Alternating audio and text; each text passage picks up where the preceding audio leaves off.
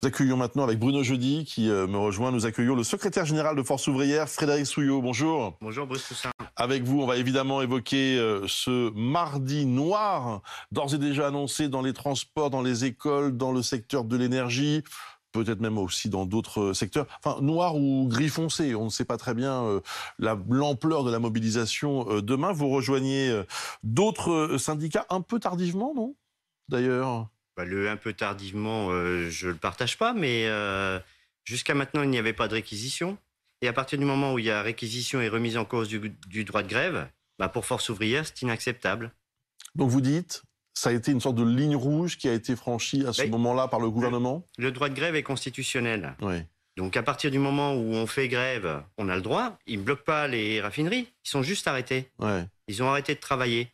Et ce week-end, on a été devant le tribunal administratif pour faire suspendre un arrêté de réquisition pour des salariés de laboratoires de biologie médicale. Vous voyez, si on ouvre une boîte, et après, quand on ouvre la boîte à Pandore, des réquisitions, il y en a partout. Et c'est la remise en cause du droit de grève. L'objectif de la journée de demain, c'est quoi? C'est de lancer un mouvement de grève générale, de contestation très large et nationale?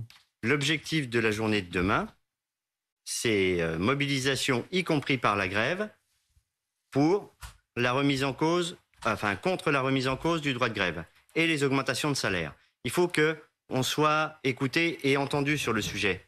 C'est pas d'aujourd'hui qu'il y a des manifestations. Alors là, on en parle parce que c'est les raffineries, mais il y a des fabricants de canapés qui sont en grève depuis 2 semaines et personne n'en parle. Bruno Jeudi. Pour rester sur le conflit des raffineries, on a parfois du mal un peu à lire la stratégie de Force ouvrière. À un moment, vous êtes derrière la CGT, à un moment, vous n'êtes plus avec la CGT. Quelle est exactement votre position, sachant que chez Total Energy, on sait qu'il y a eu un accord majoritaire qui a été obtenu et qu'aujourd'hui encore, le travail n'a pas repris. Alors, est-ce que, comme la CGT, vous voulez aussi changer les règles parce qu'elles ne vous arrangent pas? Les règles qui nous arrangent pas, on fait pas ça dans le syndicalisme. Si on les avait pas laissées traîner depuis le 27 septembre, pour négocier, il faut être 2. La première ministre l'a dit hier soir, elle appelle à la négociation sur les salaires. On les a traînés depuis le 27 septembre pour qu'aujourd'hui on mette le projecteur sur les grévistes parce qu'il y a pénurie. Mais la direction de Total a sans doute tardé, vous avez raison sur ce point-là. Elle a tardé, elle a même largement alimenté peut-être le début de la grève. Mais une fois qu'il y a un accord, pourquoi vous continuez le mouvement? C'est les grévistes sur le piquet de grève qui décident de s'ils veulent... 25 grévistes à Gravenchon, je crois, et puis une poignée à Dunkerque? Je sais pas. Mais alors, s'il y avait autant de salariés que ça dans les raffineries, ça les empêcherait de tourner? Au début, quand ils sont partis en grève les uns et les autres, c'était pour leurs conditions de travail. Et après est venu et les salaires en deuxième ligne. Mais d'abord, les conditions de travail. Manque d'effectifs, manque de moyens et de choses comme ça. Et peut-être que là, ils sont en train de prouver que... alors, je ne connais pas le nombre de grévistes. Monsieur Souillot, c'est vrai, peut-être qu'il y a des problèmes et l'emploi précaire dans les raffineries, mais est-ce que vous considérez, comme par exemple on l'a entendu avec un responsable de la CGT, que 7% d'augmentation, puisque c'est sur la table, alors vous allez me dire 5 plus 2, je sais, parce que c'est insultant, comme l'a dit un responsable CGT d'une centrale? Je ne dis pas que c'est insultant. Ce que je dis, c'est qu'il y avait une revendication. On a mis plus de 2 semaines avant de se mettre autour de la table. La négociation, il faut être 2 pour la faire. Eh bien, je ne connais pas l'accord complètement. Alors oui, c'est 5 plus 2, et ce n'est pas pour tout le monde. En plus. Oui, les deux c'est individualisé. Oui. C'est vrai. Oui. Mais est-ce qu'il ne faut pas aussi savoir terminer une grève à un moment? Et il y a une prime aussi. Hein. Et il y a une prime, j'oubliais la prime de 3 à 6 000 euros. Oui, bien sûr, il y a une prime. Bien sûr, il y a une prime. Mais vous savez peut-être que ce qui a fait partir le mouvement, c'est parce que ils ont commencé à se mobiliser. Mais c'est la même chose que quand il y avait grève dans les aéroports au moment du départ en congé. On nous parlait de prise d'otages. Non, les salariés, ils arrêtent juste de travailler. Mais monsieur Souillot, regardez, on a ces images en direct de cette station-service à Courbevoie. Il y a quelques instants, notre journaliste qui est sur place nous disait que plusieurs personnes en sont venues aux mains bon, les gens sont exaspérés. Enfin, je veux dire, c'est l'enfer hein, pour beaucoup de salariés d'ailleurs qui n'arrivent pas à aller bosser, qui sont obligés d'attendre des heures et des heures. Et on voit bien que là, la situation, elle est bloquée. Il n'y a plus de négociation d'ailleurs avec Total Energy. Est-ce que c'est pas rajouter de l'huile sur le feu cette journée de demain? Alors, cette journée de demain, elle est contre la remise en cause du droit de grève et pour les augmentations de salaire, y compris pour les salariés qui sont en train de faire la queue. Alors, j'entends bien que ça peut générer des soucis et tout ce qui va avec, mais pour autant, ils ont juste arrêté de travailler, ils ont juste fait grève. Ils n'ont pas bloqué la sortie du pétrole des raffineries. Bon, donc on voit bien que l'idée est donc de déclencher, je le disais, un mouvement général. Sur le dialogue social, j'aimerais revenir un instant sur ce que disait Bruno Jeudi. L'accord majoritaire, vous semblez, vous aussi, un peu comme la CGT, balayer ça un peu d'un revers de main. C'est-à-dire que si vous, demain, vous obtenez un accord majoritaire dans une branche, mais que d'autres syndicats y sont opposés, vous accepterez qu'un mouvement continue et que ces autres syndicats, finalement, puissent mettre à mal l'accord que vous avez conclu? Alors, on peut remettre en place les choses sur le dialogue social et représentativité. Ouais. Pour autant, quels que soient les accords qui sont signés, c'est les grévistes sur le piquet de grève qui décident s'ils continuent ou pas. La grève, elle se déclenche pas, il n'y a pas un bouton. Monsieur Souillot, mais il faut savoir aussi arrêter une grève à un moment, monsieur Souillot. Vous voyez bien que, d'abord, les salariés n'ont pas rien obtenu. Et deuxièmement, soit vous êtes finalement dans la roue de Philippe Martinez et vous êtes pour la grève générale telle qu'il le proclame depuis plusieurs jours, y compris sur cette antenne en fin de semaine dernière, soit vous êtes pour un syndicalisme réformiste ou qui essaie d'obtenir des choses concrètes pour les salariés. Alors, à la roue de personne, puisque...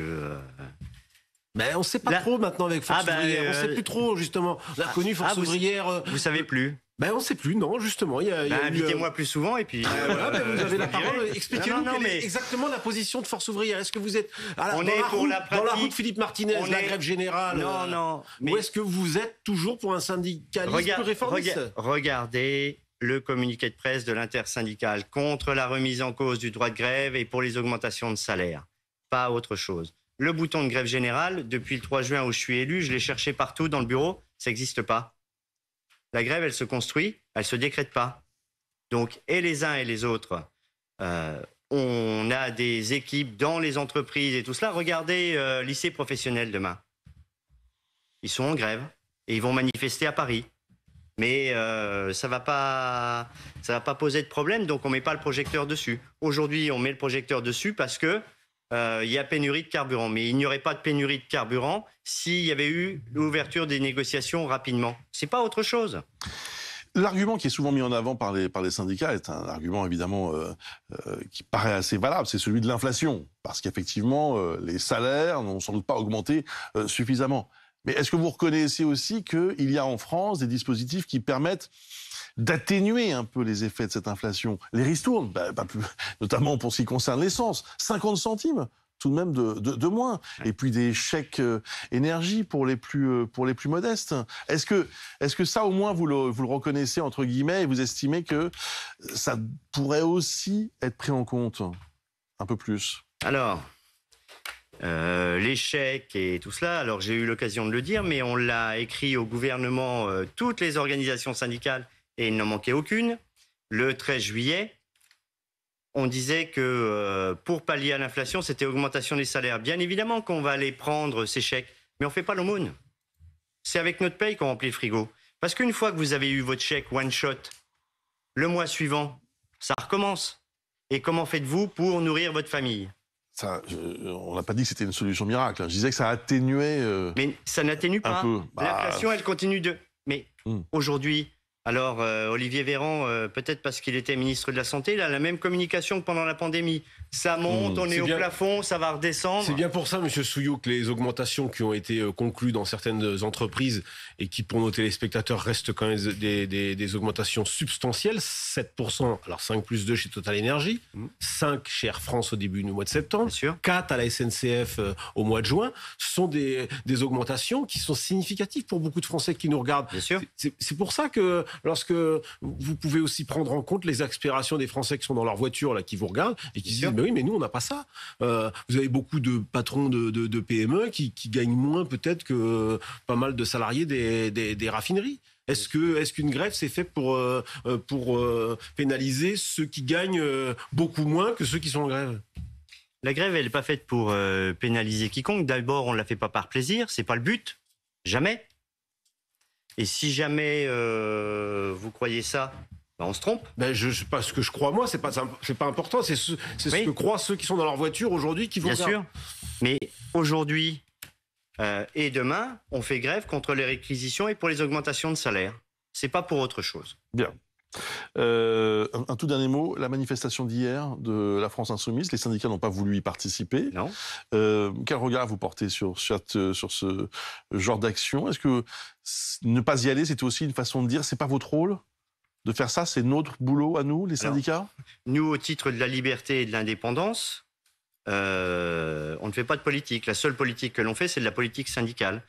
Après, que des organisations politiques décident d'une marche avec une partie des revendications que nous portons depuis toujours, notamment sur les salaires, ben, je regarde ça d'un bon oeil, mais ça s'arrête là. Comment ? C'était un flop ou pas, cette manif? Vous le jugez comment? La jauge? Non, mais je pense qu'il y avait l'air d'avoir du monde. On prend les chiffres de la police ou les chiffres des organisateurs? Non, nous on prend ni l'un ni l'autre, on prend le chiffre du cabinet Occurrence, qui est un cabinet indépendant et qui a annoncé 29 500 personnes dans les rues de Paris. Monsieur Souillot, je vous propose qu'on aille ensemble dans cette station-service de Courbevoie, dans les Hauts-de-Seine. David Dunal nous attend sur place parce que c'est vrai qu'on le sait, il y a beaucoup de nervosité pour les automobilistes, c'est très dur, c'est très long. Tout à l'heure, c'est vraiment la tension était à son comble dans cette station-service, David?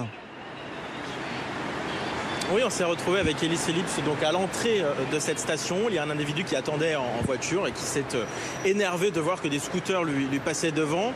Il est sorti très énervé de son véhicule. Il s'est d'abord adressé à ma collègue en disant « Arrête de me filmer » avec une insulte juste derrière à 2 reprises. Et il a ensuite tenté de parler à cet individu, en tout cas lui expliquer très vivement sa colère. Il y a eu, si vous voulez, des mouvements entre les deux, tête à tête, et puis l'individu en scooter a commencé à donner un coup de casque, la visière est même tombée, l'automobiliste est donc retourné dans son véhicule, il a ouvert le coffre, il a sorti un tournevis en le pointant vers l'autre individu, d'autres personnes sont intervenues pour tenter de les séparer, il y avait dans ce coffre également un couteau, donc vous voyez que l'ambiance peut devenir électrique d'un coup comme ça, il y a des personnes qui ont attendu 2 heures. En plus de ça, il restait très peu d'essence. Actuellement, la station est en train de fermer parce qu'il n'y a plus d'essence. Donc ça explique aussi ça peut, en tout cas, essayer de montrer un peu la nervosité qu'il y a chez certains automobilistes. Tout est ensuite redevenu très très calme. Mais voilà, ça peut partir comme ça très rapidement chez certaines personnes. Merci beaucoup, David Dunal. Bon, qu'est-ce que ça vous inspire comme commentaire? Mais ça m'inspire rien, ce commentaire. Ça devrait. Comment? Ça devrait, il y a une exaspération. Ah oui, d'accord, alors quand il y a des bouchons partout dans Paris et qu'il y en a qui se frappent au feu parce qu'il n'y a pas assez... Non mais là, c'est pas des bouchons, monsieur. Non, mais parce qu'il n'a pas avancé assez vite. Monsieur Joly, vous êtes bien gentil, mais tout mettre sur le dos des grévistes et des organisations syndicales... Grévistes, mais il y a un moment, on est à plus de 20 jours de grève. Ben oui, justement.